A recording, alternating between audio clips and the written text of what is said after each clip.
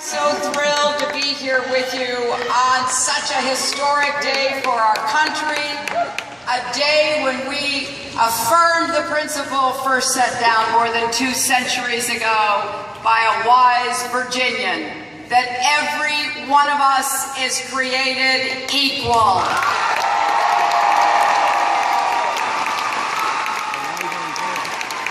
I'm delighted to be here with so many friends. I had a chance to visit with your 2 great Democratic senators. Both Senator Warner and Senator Kaine are doing such an extraordinary job in the Senate representing you. And of course, for me, it's a special treat to be here with the tremendous, unbelievable, beyond description. I'm running out of superlatives. Governor who has been a friend and a colleague to me. You know, they say Virginia is for lovers. Yes. Well, I'm not sure anyone loves this Commonwealth and all of you more than Terry McAuliffe. He may have the biggest heart and the most open mind of anyone you'll ever meet, except, of course, for your First Lady. There are not many people who can leave Terry speechless, but Dorothy does it every time she walks into the room. And I happen to know a thing or two about what it takes to be First Lady of a state. And I have to say, Dorothy is in a class by herself.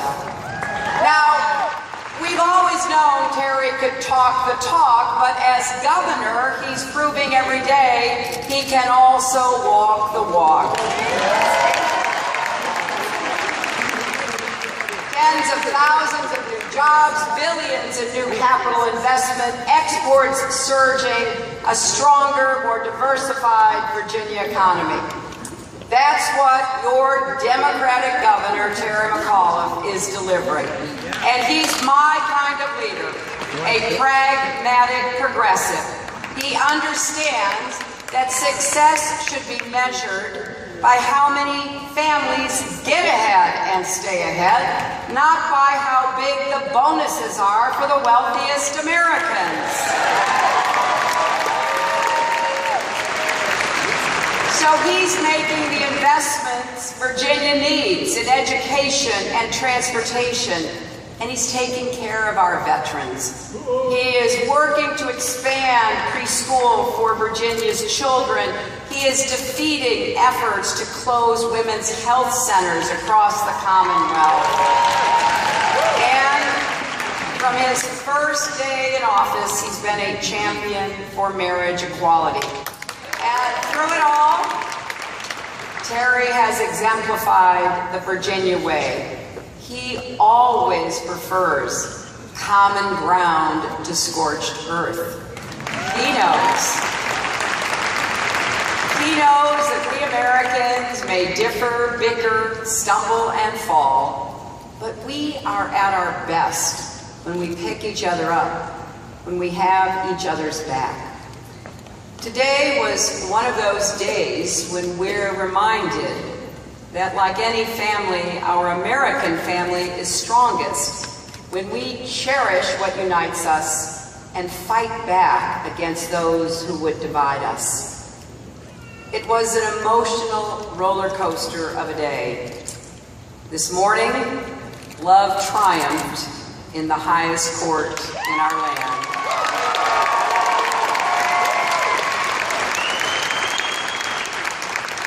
Equality triumphed, America triumphed. Just listen to the final lines of the Supreme Court's decision, because they have resonated with so many people across our country. And this is what that decision said. No union is more profound than marriage, for it embodies the highest ideals of love, fidelity, devotion, sacrifice, and family. 2 people become something greater than once they were, a love that may endure even past death. It would misunderstand these men and women to say they disrespect the idea of marriage. Their plea is that they do respect it so deeply they seek to find its fulfillment for themselves. Their hope is not to be condemned to live in loneliness, excluded from one of civilization's oldest institutions. They ask for equal dignity in the eyes of the law, and the Constitution grants them that right. And to that I say, amen. Thank you.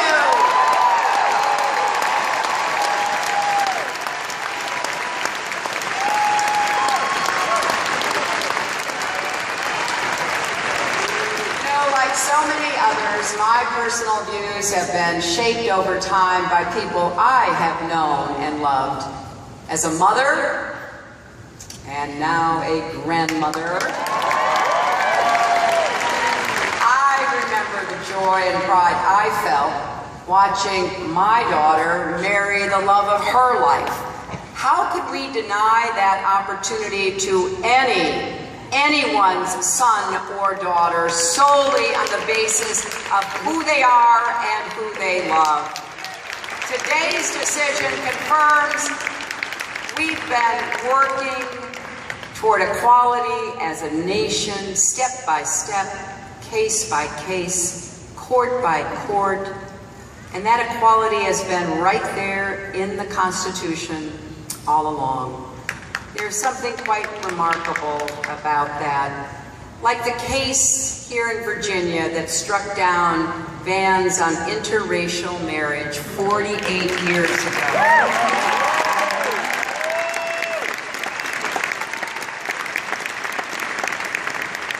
Today was not about discovering new rights. It was about getting closer to the ideals that have defined our nation from the very beginning. I took comfort in that this afternoon in Charleston, South Carolina, as I joined President Obama and Mrs. Obama and many others in honoring the life and legacy of Reverend Pinckney and the other 8 men and women murdered for the color of their skin. Our ideals persevere through every storm if we honor and defend them. America is a gift, but it's a gift that must be earned by every generation. And make no mistake, there are always forces pushing in the opposite direction to deny rights rather than defend or expand them, to constrict the circle of opportunity and equality rather than expand it, to lash out in hate and fear rather than embrace in love and hope. Now, I know it's tempting to dismiss a terrible tragedy like Charleston as an isolated incident, to believe that in today's America, bigotry is largely behind us. But despite our best efforts and our highest hopes, America's long struggle with racism is far from finished. And let's be honest,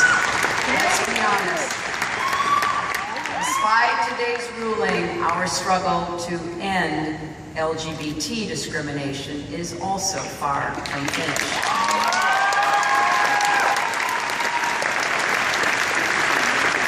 That's because fear and hatred are far from finished. And so our march goes on.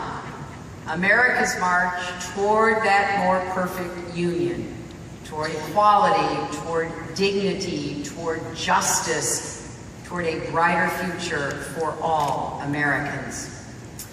The Supreme Court has done its work. Now we have to do ours. Now I'm going to talk a little politics here. Not just because we're at a political event, and not just because I'm running for president.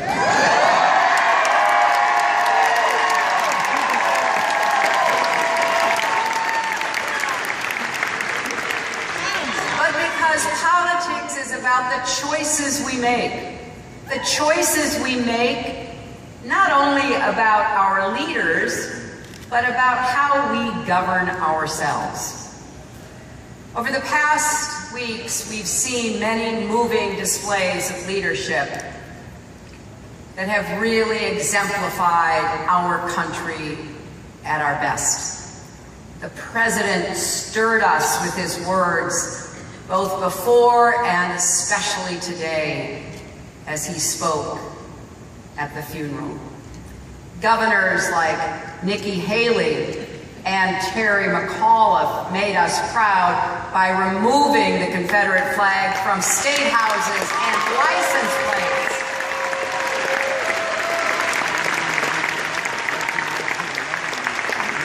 Mayors and pastors and community leaders came together in unity, Democrats and Republicans alike.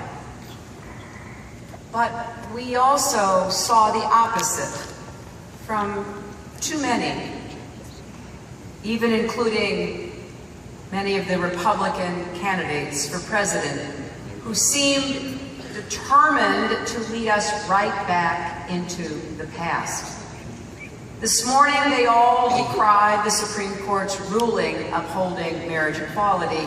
We even heard them call for a constitutional amendment to strip away the right to marry from our gay brothers and sisters, strip away equal dignity in the eyes of the law. Instead of trying to turn back the clock, they should be joining us in saying loudly and clearly, no, no to discrimination once and for all.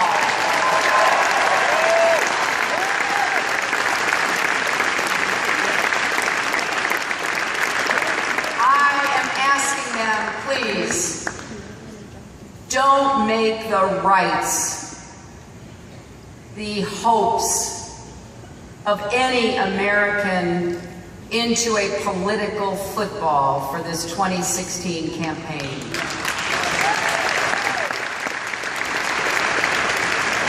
LGBT Americans should be free not just to marry, but to live, learn, and work just like everybody else.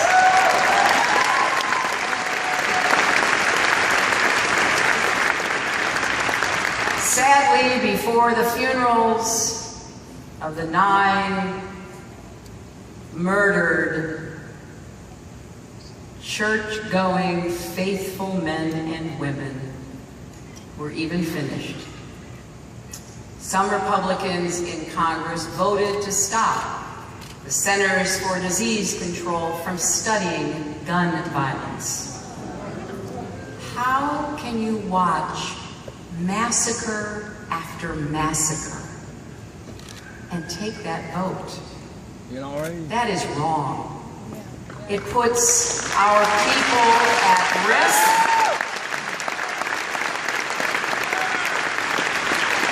And I, for one, am never going to stop fighting for a better, safer, smarter approach to get the gun violence in this country under control.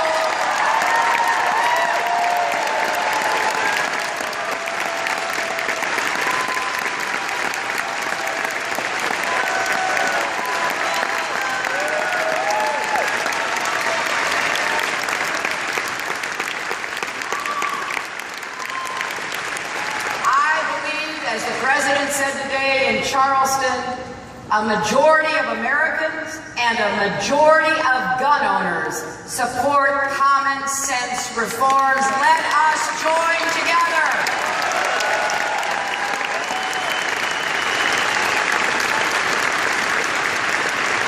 There's so much for us to do. We have a long agenda in front of us, and we need to show respect for one another. We need to call out derogatory language, insults, personal attacks, wherever they occur. There is enough for us to debate. without going there.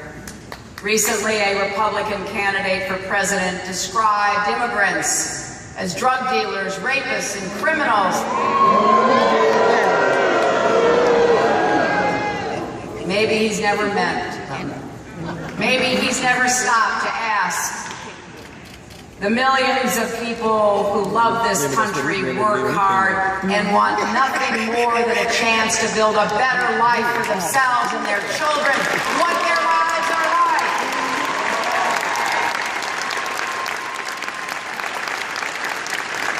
Now, these are not the only problems. We need to condemn divisive rhetoric, but we also need to make sure that people are looking at the real problems of our country. A lot of Republicans may talk about having new ideas and fresh faces, but across the board, they're the party of the past, not the future. And when you ask them, what are your new ideas on the economy? Well, you guessed it. More tax cuts for the very wealthy and fewer rules for Wall Street. Now, if that sounds familiar, it's because those are exactly the same top-down economic policies that failed us before. Americans have come too far to see our progress ripped away.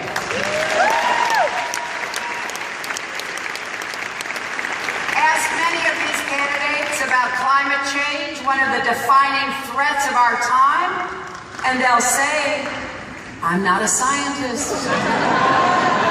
Well, then why don't they start listening to those who are scientists?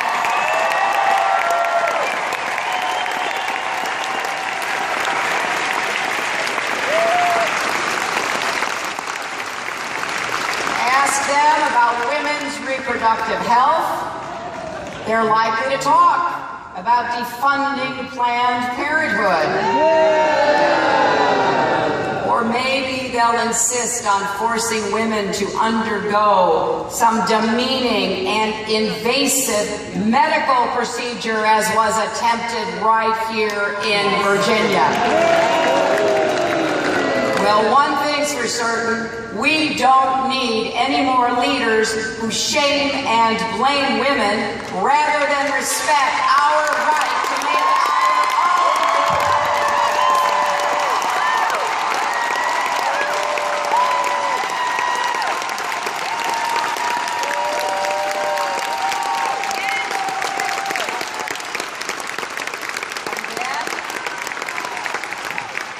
Then there's the Affordable Care Act. All the Republican candidates were furious that earlier this week, the Supreme Court once again confirmed what we've all known and believed for years. It is settled law, and it is here to stay.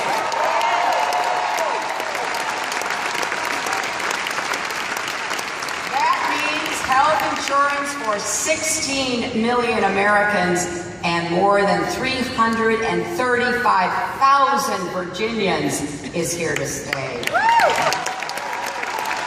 That means millions of young people are able to stay on their parents' plans. It means hundreds of billions of dollars in budget savings are here to stay. And yes, you heard that right, because contrary to all the fear-mongering, this law, the Affordable Care Act, does not grow the deficit, it shrinks the deficit.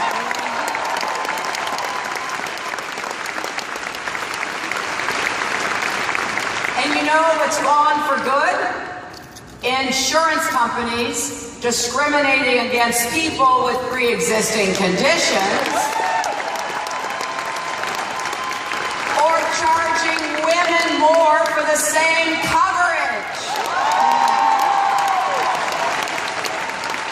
Now, the Republicans have already forced more than 50 votes in Congress to repeal or dismantle this law, all without offering a viable alternative. Yet even after 2 Supreme Court verdicts and a presidential election, they're still fighting to take us backwards. I think we can sum up the message from the court and the American people in just 2 words: move on.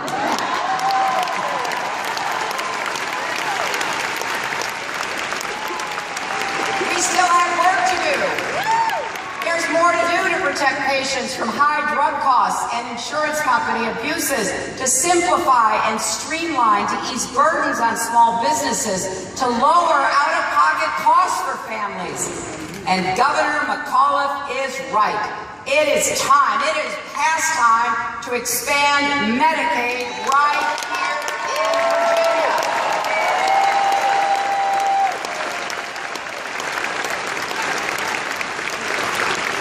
That would provide coverage to hundreds of thousands of Virginians who need it. It would create or support tens of thousands of jobs, and it would potentially save about $100 million in the state budget. So it's time to drop the excuses, drop the obstruction, and get the job done for Virginia families, for hard-working men and women. It's time to turn the page on failed Republican policies in Washington and Richmond and across our country, so that we can together focus on the future. Look across this Commonwealth. You see so much that's working, so much to build on. After the worst economic crisis since the Great Depression, Virginians across this Commonwealth are making a new beginning for themselves. And I know what you did. You worked extra shifts. You took second jobs. You postponed those home repairs. You figured out how to make it work. We're standing again, but we all know we're not yet running the way America should. And you see the record profits of corporations and the record pay of some CEOs, but too many paychecks have barely budged. The question is, when does all your hard work pay off? When does your family get ahead? Now. Now. You brought our country back, and it is your time. And you know what? America succeeds when you succeed. I'm running for president to make our economy and our country work for you and for every American.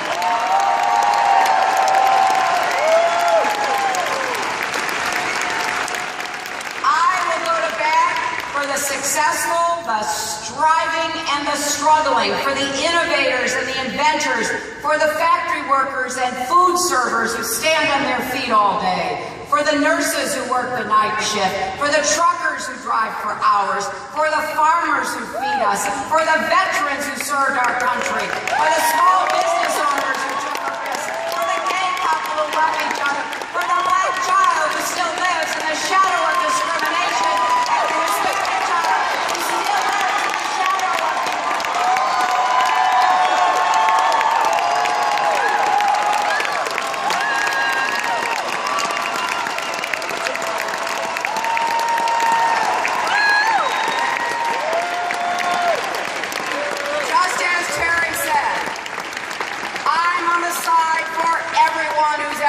knocked down but refuse to be knocked out. I'm not running for some Americans, but for all Americans. I will always stand my ground so you and our country can gain ground.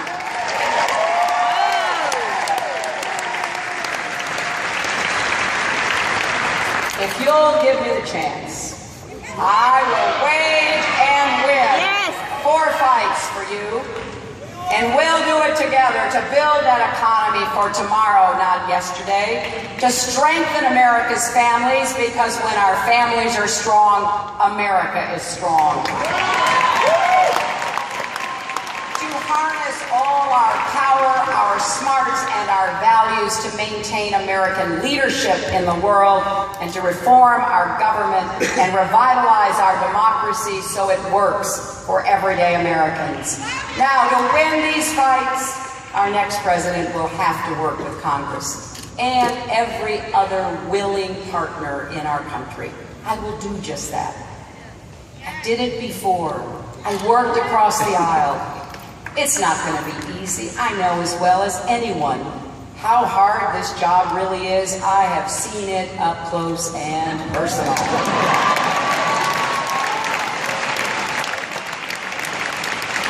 You know how all our presidents come into office looking so vigorous, and then we watch their hair grow grayer and grayer? Well, you won't see my hair turn white in the White House.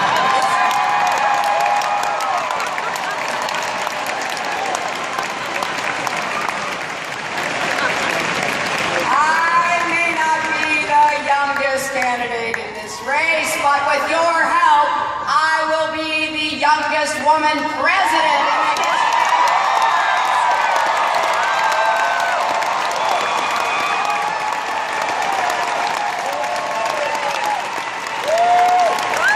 So, Virginia.